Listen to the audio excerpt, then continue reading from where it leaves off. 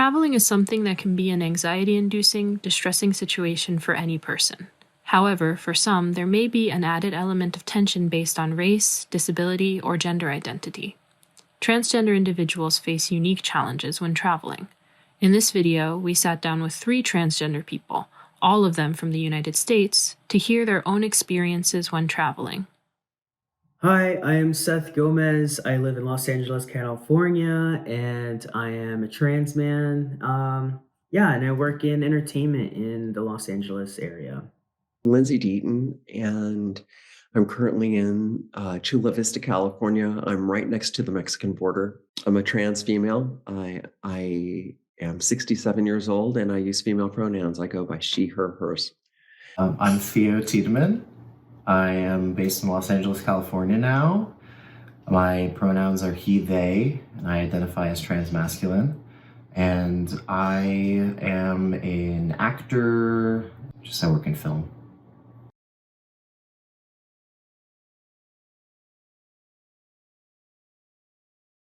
All of it. You have to consider what the location is that you're going to. How safe is it? What are the laws there that protect you? And what's the history of violence in that country against transgender people? In addition, just to get on the plane here in the United States, you have to submit yourself to a full body search. And it either happens through an electromagnetic scanner or a metal detector or a physical search. Everybody has to go through one of those 3 things.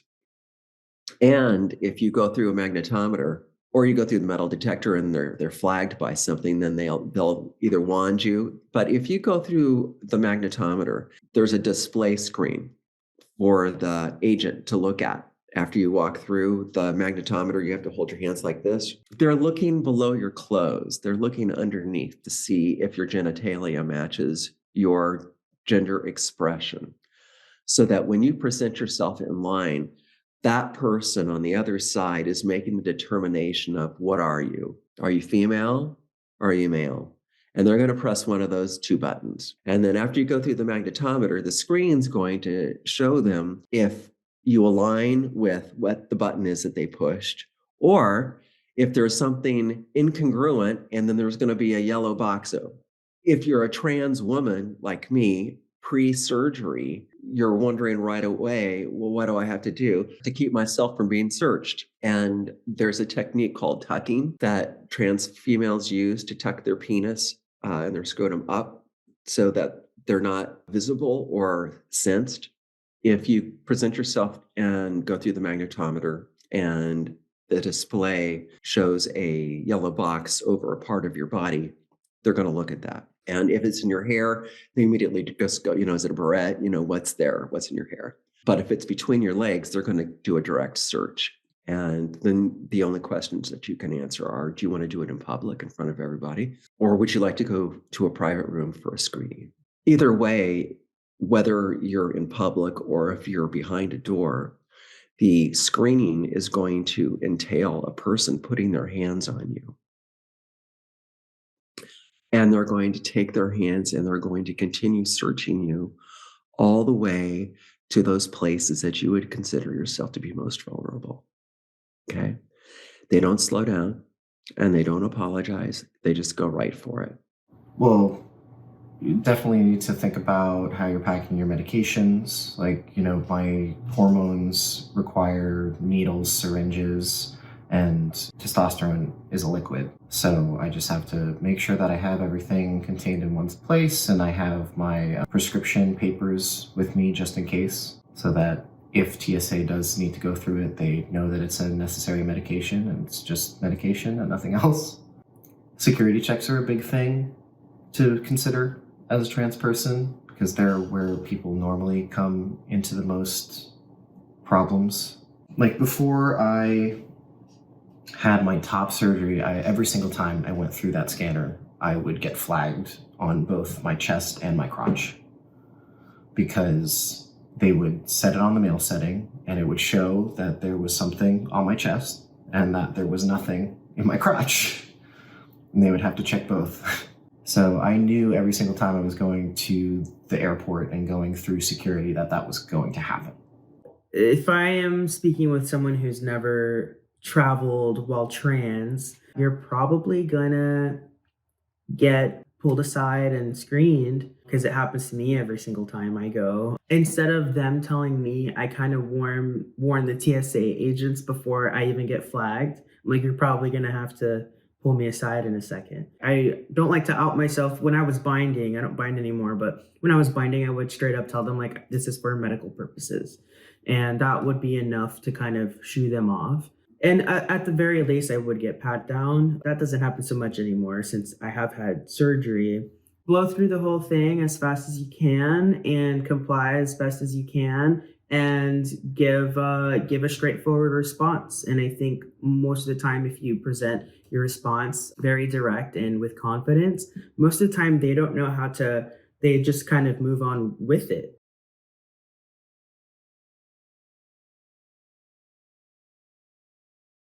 I was going to France for my cousin's wedding. A couple months before that, got my name and gender marker changed. And my parents had bought the flight for me as a birthday present because she was getting married on my birthday. I bought the ticket with their card and I put my, new name on the ticket because I was like, I'll have my name changed by then. The court document will have been processed. I won't have to worry about explaining why my name doesn't really match my appearance. Got to April and I realized my passport still had my dead name on it and it didn't match my plane ticket. So I had to go get a passport rush. And I called ahead and was like, what do I need to get this done? And he was like, okay, you need this, this, this, this, and this. I was like, all right, are you sure I don't need my court document? Because I read online that I need my court document. And he was like, yeah, no, it's fine. And I called back a second time to check again and they told me the same thing. So I go in with the paperwork that they told me to bring in. I'm like, all right, great. In 2 days, I'll come pick up my passport. I go back 2 days later and they tell me to go up to the office because apparently they gave me the wrong form to fill out. So I filled out the wrong form. I didn't have the documents they needed. I didn't have the documents they needed then when I went back to them with my court documents because I thought I was going to pick up my passport. So I had to go down there a third time in 1 week to pick up a temporary passport because what they said they could give me was a 2-year temporary passport. And all I had to do was within those 2 years, come back with all of the proper documents to get the full thing. And the second problem there had been that my parents had booked a flight for me from France to England with my dead name. So I had to then also pay to have the name switched on that flight to my new name. There was one specific time where the TSA officer who was male, when he was patting me down and, put his hands here, he asked me what I had there and I had to explain to him that I'm trans and I'm wearing a binder and I haven't had top surgery yet. And he didn't know what I was talking about. He didn't understand what I was talking about. He, I guess, didn't know what it meant to be trans. And I had to stand there and very awkwardly explain to him that I had breasts. And that's what he was feeling. And then there was some confusion about oh, well, maybe she should pat you down and this, that. And I was like, no, this is fine. Can I just get pat down and go on my way? And I'll be good. Thanks. I got very lucky not to have any terrible experiences. One of the first times I ever traveled, this was, before a haircut and before any medical assistance. I was binding and I went and traveled out back east. Same thing, I get pulled aside. I get asked by an agent, what's underneath that? What's underneath your shirt? And I say, and I didn't have the language for it at the time. I'm like, I'm wearing a binder. And I try to kind of start explaining to him what that is without making it too, without letting other people hear. And I was very early on in my transition. So I was pretty nervous. I was, a little unsure of what was going to happen. But I think once I got patted and it was just a very quick pat, okay, you're free to go. I'm like, okay, great, thanks, bye. That was probably early on. And I think at the time I was still pretty much presenting feminine. I was presenting as a woman at the time. And so I was kind of in this middle stage of wanting to kind of branch out more. But my experience with travel kind of was a bit sobering in realizing how this is going to play into just moving into and how I move through the world. Now, fast forward to my last time flying out. I flew out to North Dakota, and I actually, luckily enough, flew out of a really small airport nearby. It's interesting how I feel like I experienced different behaviors from TSA depending what state I'm in. So out if I'm leaving California, it's usually no big deal, whatever. But if I'm leaving out of North Dakota, or even if I'm leaving out of Florida, as I used to live in Florida for a long time, the temperature around that is very different. So, anyways, leaving North Dakota, I was kind of in a funny mood, and I tell the guy before anything happens, I'm like, "You're gonna have to feel me up in a second." And he's like, "What?" And we're probably gonna have to feel me up in a second. I straight up said, because I was just in a funny mood. I'm like, I'm so tired of this. And I was leaving through a similarly small airport that was very local to this town.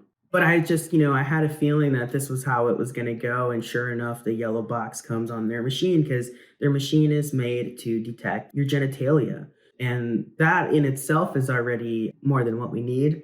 But whatever, I'm gonna play your game. So yes, I tell the guy, and he pats me up. But then this particular instance, he goes up the thigh and he goes up further, and then he actually like grabs. He's looking for testicles. Basically, he's looking for testicles, and in that process, he then thus grabs what is not testicles. And the thing is, I think because I went into the moment with this attitude of like, yep, I kind of accepted that that was going to happen. And then afterwards, I kind of went about my day, and I kind of put it to the back of my mind because I'm so used to it by now. But at the same time, it does bother me because it's like, yeah, I have to let people put their hands up my crotch, or, in inappropriate places, and have other people see. And once that light comes up on the screen that there's something going on below the belt here, I lose all my autonomy. I lose my own like dignity in a way, and I have to give myself up to be searched.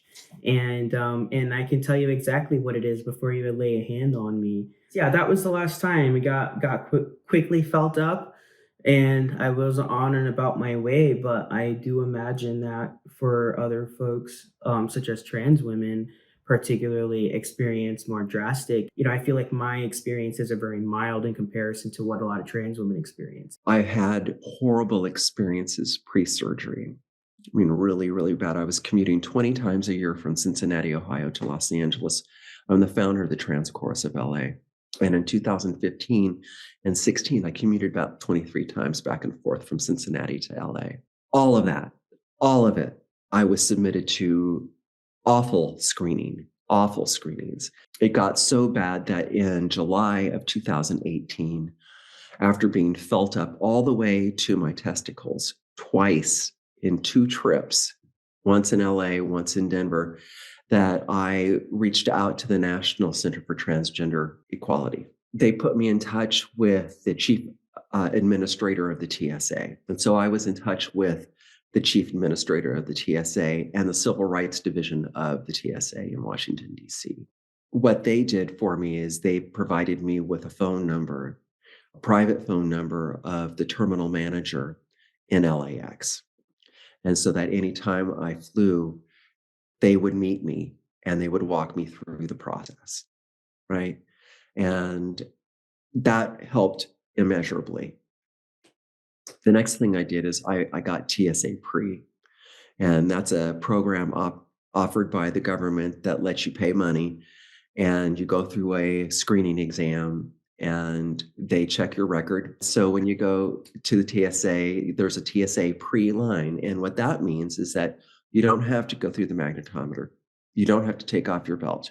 You don't have to take off your shoes or your jacket. It's much safer. You go through a metal detector so that the only thing that would flag you then would be whatever's in your luggage. On the other end, on the receiving end, every country screens you as well, right? And so depending on what country you are either in transit through, like I was in transit through China and went through Guangzhou twice. They force everybody into a corral and you walk upstairs and then you go back across to go through screening before you can get back down into the terminal and do what you need to do. Well, I kept looking around the corner to see what machines they had. And I saw early that the one on the left was a metal detector and the one on the right was the magnetometer. So I steered us to the left. And I knew what was happening when I came back the next time. So I did the same thing. India is a different subject. I flew probably 10 times in India domestically in 2018. And all flights go through Delhi. And Delhi screens all of their passengers, all of them. Coming, going, whatever, doesn't matter. You're getting screened. All the women go to one side, all the men go to another side. And with the dudes, they're out in the open. They're just getting switched. It's all good. The ladies, they put you into a cloth covered dressing area, closet kind of thing, just big enough for you and the agent. And they do a direct feel up, man. They just go boom, right there. Never touched me down below. But once they knew I was packing upstairs, they let me alone. Nepal is the same way. You have to go through a physical screening. Everybody goes through a physical screening. There is a solid amount of terror for being a trans femme person, just like there would be for a transmasculine person if they still were wearing a binder. A lot of the gender confirmation or affirmation surgeries that we have are to keep us safe. We came back from India and my wife was going, Lindsey, you got to have surgery, and I had never thought about it. It wasn't, on my top 10. But after a while, it became, increasingly clear that at least in this world, people only understand the binary while you're traveling.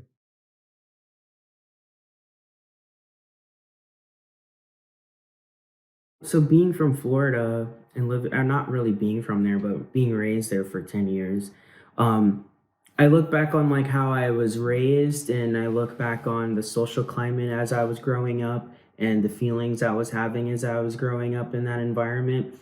I feel like it was always pretty conservative down in Florida, especially in my upbringing. My family is very religious, so even more so. There was a trip we took a couple of years ago, right before the pandemic. My family and I went to Tennessee. We got a lodge up in the Smoky Mountains. Definitely, I felt like I had to be I didn't have an updated ID. So I was concerned, I'm like, it's going to be a hard time for me to get a drink. It's going to be a hard time for me to get into certain areas that the kids can't get into.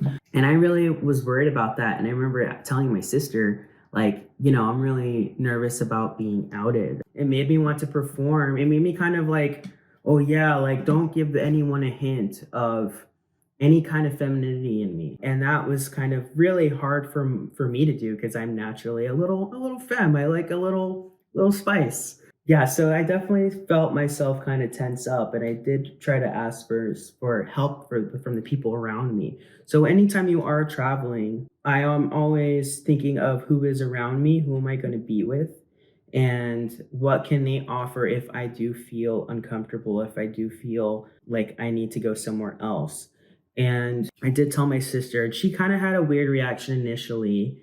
And I was like, well, I'm just nervous about these people. And she's like, she's like, I don't have to worry about that. Like, why are you worrying about that? Is kind of her initial reaction.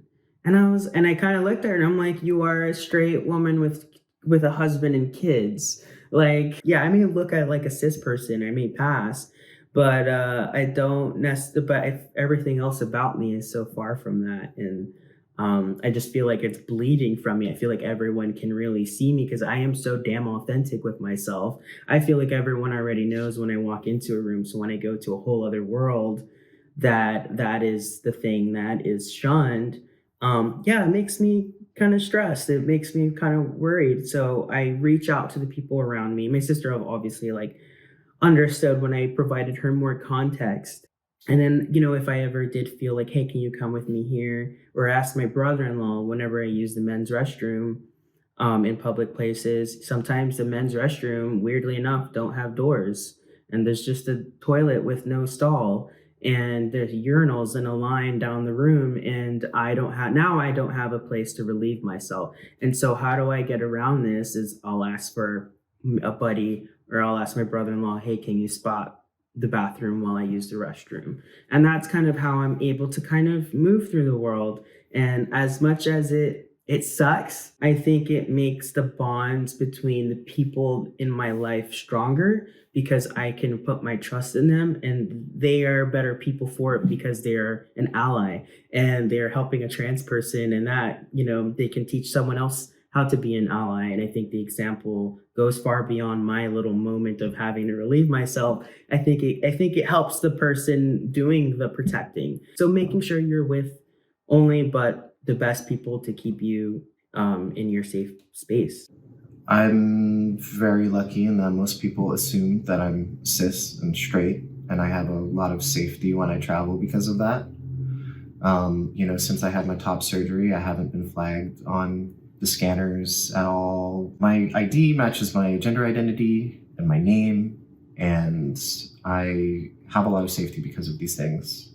So as far as traveling goes, I feel very safe, and not everybody has the same luxury and the same privilege. I do think there are probably some countries that I wouldn't go to because of certain politics, but I haven't been doing a lot of international travel lately, so I haven't really had to think about that. Interestingly enough, for me, I'm a woman and I'm scared of men. Some trans people arm themselves, and that's never been anything that I would ever consider doing, except with pepper spray, maybe. So part of the traveling bit for me is, so where am I going? Am I going to a place that is going to align itself with me?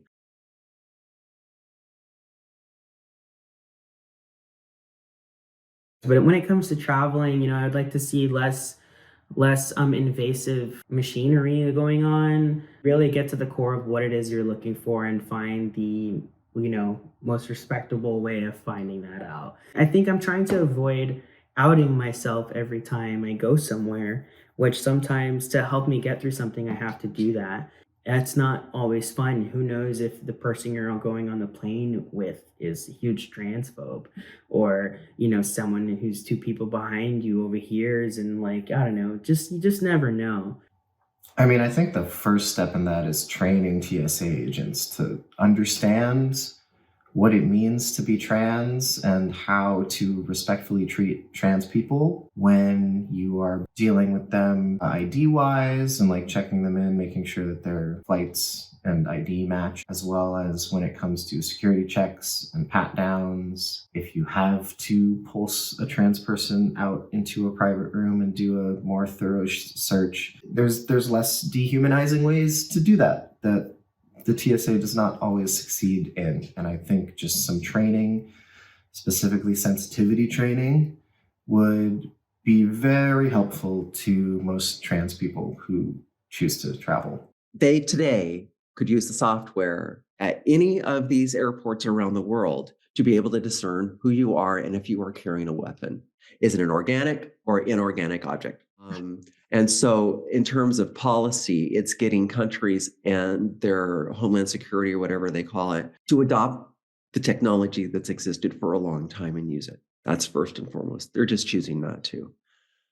I am seeing more and more queer and non-binary people in blue uniforms at the airport, people who are actually in the TSA. And so I think by actively recruiting more trans and non-binary people to work in the industry that polices us could be safer for us. Oh, here, I'm going to put this up for you so that you've got it on your virtual background.